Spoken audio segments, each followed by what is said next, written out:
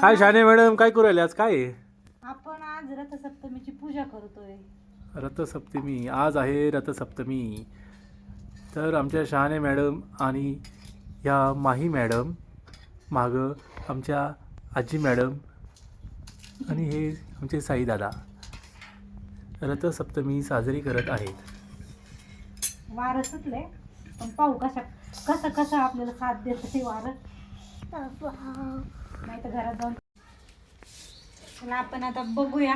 वारं सुटलंय पण पेटतंय की नाही. पेटलं तर चांगलंच, नाही तर आतमध्ये जाऊन पेटवून आणावं लागेल. माही कुठं आहे? माही माही बिझी झाली आतमध्ये.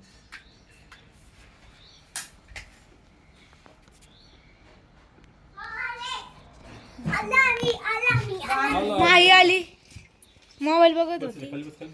वारं येते वारं. तू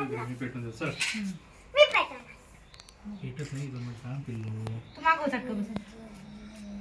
वारं सुटले ना बुडलं तर चटका बसून. पप्पा मदत करू राहिले. पप्पा हुशार आहेत, मम्मीकडून नाही पेटले. खरंच का पप्पा? हा वाटत थांब ना बाळा, कधी पण नको, कुठं पण नको. आजी बसली इथं, आमचा मार्शल इथं. चटका बसा ना. पेटलंय, लय धूर येऊ राहिला. मम्मीने सांगितलंय कापूर आणायला. चल माय आणू आपण. कापूर कुठे कुठे आहे माहिती का तुला कापूर कुठे? इथं बघ. हे आहे का आमचं मंदिर आहे. खडी साखर नाही, तोच कापूर भेटलाय. चल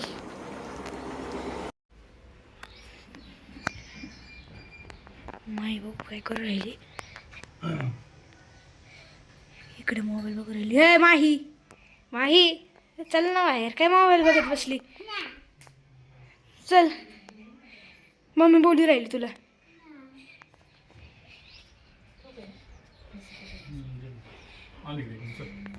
शहाणे मॅडम सांगतील. काय नाही, आता या बोळक्यांमध्ये दूध घेतलं आहे, त्याच्यामध्ये साखर, थोडे तांदूळ आणि थोडेसे तीळ टाकलेले आहेत. आता सगळ्यांनाच माहिती आहे पौष महिन्यामध्ये रथसप्तमी येते. त्याच्या आधी तिळाला खूप महत्त्व आहे. आणि आज हे रथसप्तमीच्या दिवशी एक सूर्याची पूजा म्हणून, प्रतीक म्हणून आपण हे दूध उतू घालणार आहे या बिस्तवावरती. पाहू आपण आपल्याला किती साथ देतोय वारं वगैरे.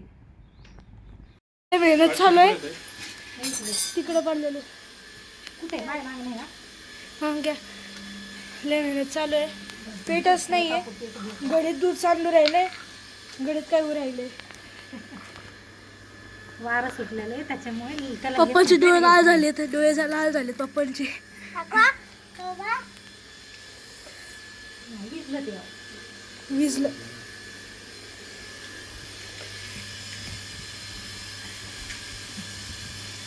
पर्यंत जाऊन परत येऊ दे. त्याला लायटर वगैरे पाहिजे होते. चला उठा. झालं. लय कंटाळून परत चाललोय आता.